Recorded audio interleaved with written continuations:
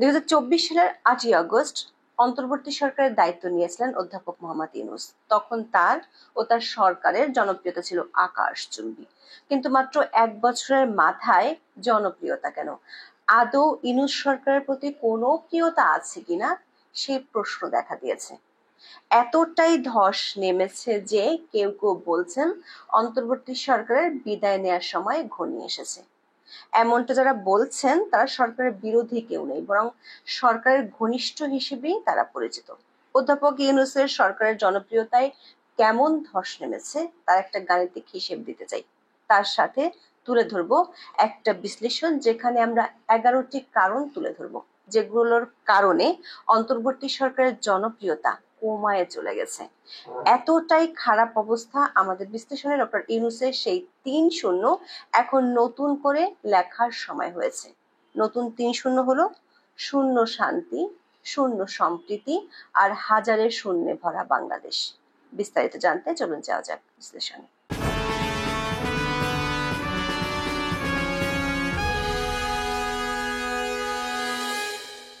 দায়িত্ব নেওয়ার 1 বছর পর অধ্যাপক ইউনূসের নেতৃত্বাধীন অন্তর্বর্তী সরকারের জনপ্রিয়তা কেমন তা নিয়ে কোনো জরিপ হয়নি, তবে জনপরিসরে কান পাতলেই সরকারের সমালোচনা ভেসে আসে। সরকারের জনসমর্থন কমার লক্ষণ সামাজিক মাধ্যমে আরো স্পষ্ট। গত বছর 30শে জুলাই ফেসবুকের প্রোফাইল পিকচার লাল করা কর্মসূচির পুনরাবৃত্তি হিসেবে এই বছর একই দিনে বাংলাদেশের অন্তর্বর্তী সরকার প্রধান উপদেষ্টার ফেসবুক পেজের প্রোফাইল পিকচার লাল করা হয়। কিন্তু আগে যেটি ছিল স্বতঃস্ফূর্ত, 1 বছর পর সেটি অধ্যাপক ইউনূসের জন্য ব্যাকফায়ার করলো। ওই পোস্টটি থেকে আমরা অধ্যাপক ইউনূস সরকারের জনপ্রিয়তার ধারণা পেতে পারি। 4 আগস্ট পর্যন্ত ওই পোস্টে 42,000 রিয়াকশন এসেছে, যার মধ্যে 30,000 রিয়াকশনই হা হা।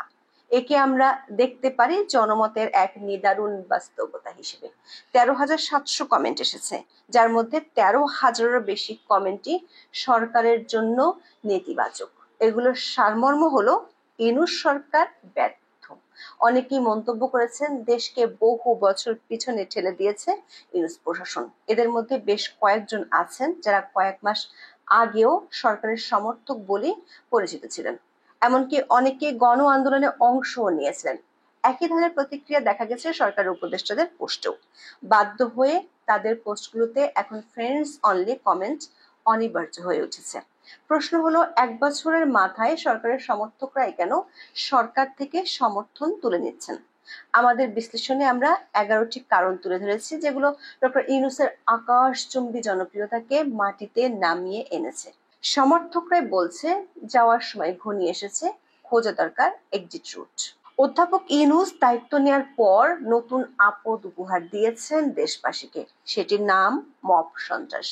গত 1 বছরে মব সন্ত্রাসীরা ব্যক্তির উপর হামলা থেকে শুরু করে অফিস, ঘরবাড়ি লুটপাট, ঐতিহ্যবাহী স্থাপনা, মাজার, আখড়া ভাঙ্গা, এমনকি নারীদের ফুটবল ম্যাচ পর্যন্ত বন্ধ করে দিয়েছে।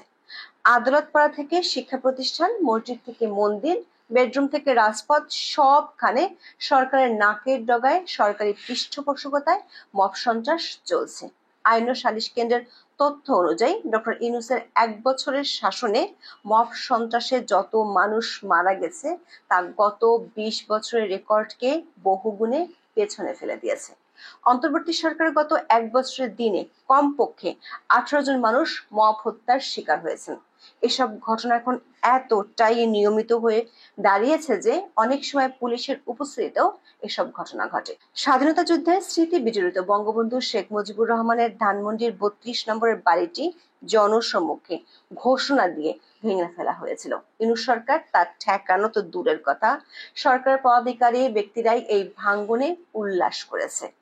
সরকারি এই মব সন্ত্রাসীদের আখ্যা দিয়েছে প্রেসার গ্রুপ হিসেবে। বছরের শেষে এসে অবশেষে অরিন্দম কহিলর মতোই উপদেষ্টা আসিফ নজরুল মব সন্ত্রাসকে বলেছেন দুর্ভাগ্যজনক।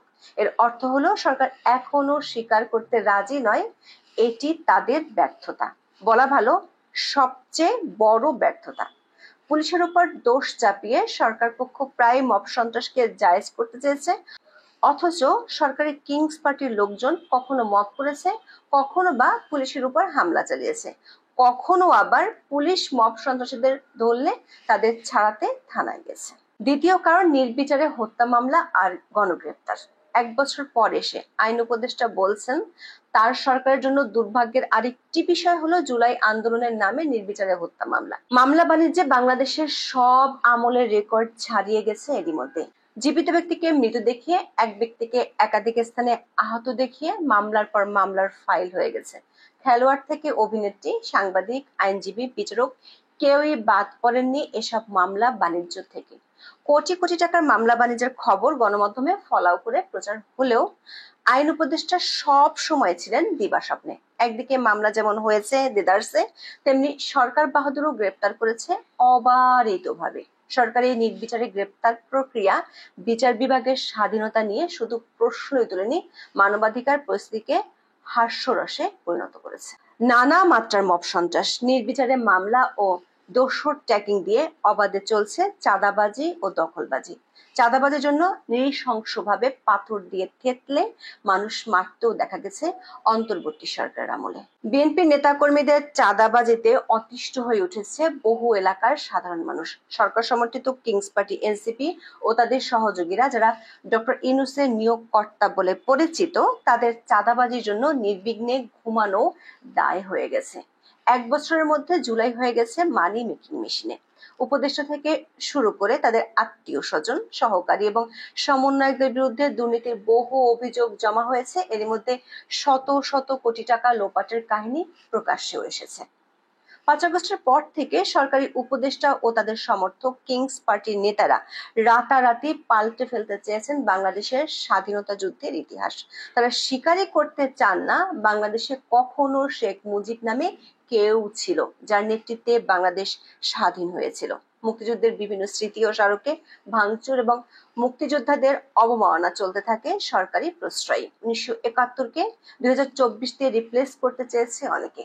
মুক্তিযোদ্ধা ও তাদের সহযোগীদের সংজ্ঞা সংক্রান্ত আইন পরিবর্তন করে সন্দেহকে অনেকখানি পাকাপোক্ত করেছে জুলাইকে দ্বিতীয় স্বাধীনতা বলা এন্ট্রি। গত বছরের 5 আগস্টের পর থেকে ইউনূস সরকারের সবচেয়ে বড় সাফল্য হলো হরে ধরে ট্যাগিং আর বিভাজনের রাজনীতি চালু করা। ফ্যাসিস্টের দোসর আখ্যা দিয়ে সরকার উপদেষ্টা থেকে শুরু করে সরকার সমর্থকরা প্রতিপক্ষকে ঘায়েল করার প্রাণান্তকর চেষ্টায় নিয়োজিত আছে।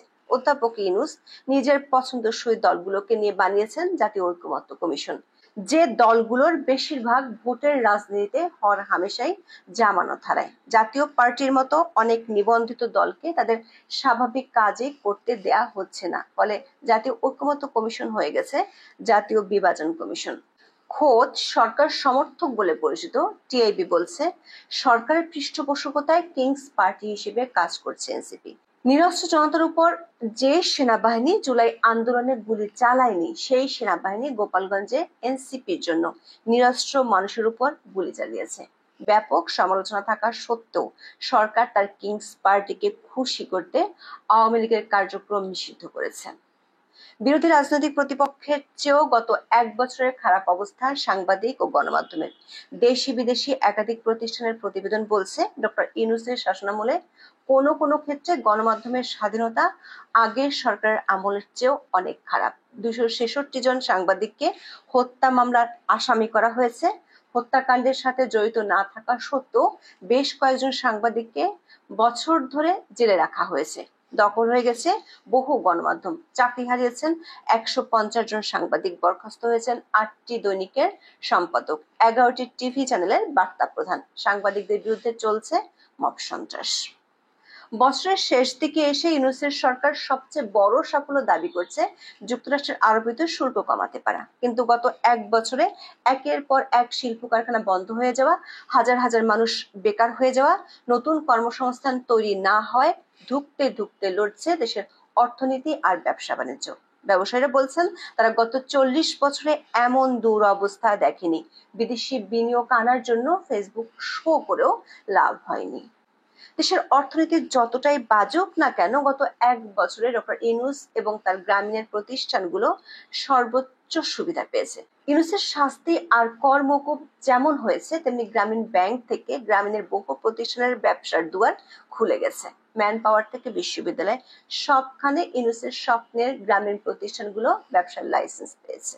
ডক্টর ইউনূস সরকারের ব্যর্থতার সবচেয়ে বড় কারণ স্বজনপ্রীতি। নিয়োগকর্তা এনসিপির প্রতি স্বজনপ্রীতি শুধু নয়, তার উপদেষ্টা পরিষদের দিকে তাকালে দেখা যাবে সেখানেও ডক্টর ইউনূস নিজের গণ্ডির বাইরে যাননি। অনেকে এটাকে গ্রামীণ ব্যাংক উপদেষ্টা পরিষদ বলে থাকেন, কেউ বলে ইউনূস সেন্টার এক্সটেনশন, আবার কেউ কেউ চট্টগ্রামের আঞ্চলিক উপদেষ্টা পরিষদ হিসেবেও খোঁটা দেয়। কিন্তু উপদেষ্টা পরিষদের বেশ কয়েকজন সদস্যের লাগামহীন ব্যর্থতার জন্য তাদের পদত্যাগের দাবি উঠেছে বহুবার। মাইলস্টোন দুর্ঘটনার পর আইন ও শিক্ষা উপদেষ্টাকে 9 ঘন্টা অবরুদ্ধ করে রাখা হয়েছিল। স্বাস্থ্য উপদেষ্টার খোঁজ পাওয়া যায় না, হেরিকেন জ্বালিয়ে। স্বরাষ্ট্র উপদেষ্টার শিশুসুলভ বক্তব্য উপদেষ্টা পরিষদের ম্যাচুরিটি নিয়ে প্রশ্ন তুলেছে। হেলিকপ্টার, বিমানবন্দরে ম্যাগাজিন কাণ্ড, বাবার লাইসেন্স, এসব নানা কারণে বিতর্কিত উপদেষ্টা আসিফ মাহমুদ, সজীব ভুঁইয়া, কিন্তু তারপরও তিনি বহাল তবিয়তে আছেন। অর্থনীতিবিদ দেবপ্রিয় ভট্টাচার্য বলেছেন, অন্তর্বর্তী সরকারের মধ্যে আরেক সরকার আছে। দর্শক, গত বছরের 8ই আগস্ট দায়িত্ব নেওয়ার পর থেকে অন্তর্বর্তী সরকারের সিদ্ধান্তগুলো রাতারাতি পাল্টে যেতে দেখা যায় ফেসবুকে ভাইরাল হওয়ার পর। না হয় নিজের কিংস পার্টির মবের কারণে। পাঠ্যপুস্তক সংশোধন কমিটি বাতিল থেকে শুরু হয়েছিল এই প্রক্রিয়া। সরকারের বহু নিয়োগ বাতিল হয়েছে ফেসবুকে সমালোচনার কারণে। সবশেষ মাইলস্টোন দুর্ঘটনায় আহত ও নিহতদের জন্য সাহায্য চেয়ে পোস্ট দিয়েছিল অধ্যাপক ইউনূসের দপ্তর। ফেসবুক সমালোচনায় আধা ঘন্টার মধ্যে সেই পোস্ট সরিয়ে নেওয়া হয়। আওয়ামী লীগের পতনের পর দেশের মানুষের সবচেয়ে বেশি চাওয়া ছিল একটি অবাধ, সুষ্ঠু, নিরপেক্ষ ও অংশগ্রহণমূলক নির্বাচন। কিন্তু সরকার সেই চাওয়াটার মধ্যেই জল ঢেলেছে সবচেয়ে বেশি। একাধিক নাটক এরই মধ্যে মঞ্চস্থ করেছে নির্বাচন নিয়ে। সরকার জনসমর্থন কমার জন্য কারণগুলো ততটা প্রকট হয়ে উঠতো না যদি নির্বাচনের তারিখ নিয়ে নিশ্চয়তা থাকতো। কারণ নির্বাচনের তারিখ নিয়ে সরকারের দিক থেকে মহাকাব্যিক অনিশ্চয়তা এবং সরকার সমর্থক রাজনৈতিক দলগুলোর নানা হেয়ালি বিএনপির মতো বৃহৎ রাজনৈতিক দলকে নির্বাচন বিষয়ে সন্দিহান করে তুলেছে। বিএনপির জন্য নির্বাচন হয়ে গেছে এখন বিস্কুট দূরের খেলার মতো। ব্যর্থতার এত ফিরিস্তির মাঝে কি কোনো সাফল্য নেই অন্তর্বর্তী সরকারের? আছে। সরকারি টাকায় ইউনূসের 11টি বিদেশ সফর, জুলাই চেতনার নামে ব্যবসা। অর্থ উপদেষ্টা ডক্টর সালেউদ্দিন আহমেদ অভিযোগ করেছেন, অন্তর্দৃষ্টি দিয়ে দেখা হয় না বলেই সরকারের সাফল্য দেখতে পায় না। তিনি গ্লাসের অর্ধেক খালি অংশ না দেখে অর্ধেক পূর্ণ অংশটি দেখার পরামর্শ দিয়েছেন। দর্শক, গ্লাসে কি আদৌ পানি অবশিষ্ট আছে? সেই প্রশ্ন যখন জোরালো হচ্ছে, তখন অর্ধেক খালি না ভরা তা খুঁজতে গেলে গ্লাসটাই হয়তো হারিয়ে যেতে পারে। এখন এ পর্যন্ত। সবাই ভালো থাকুন, সুস্থ থাকুন, নিরাপদে থাকুন। দেখা হবে আগামী পর্বে।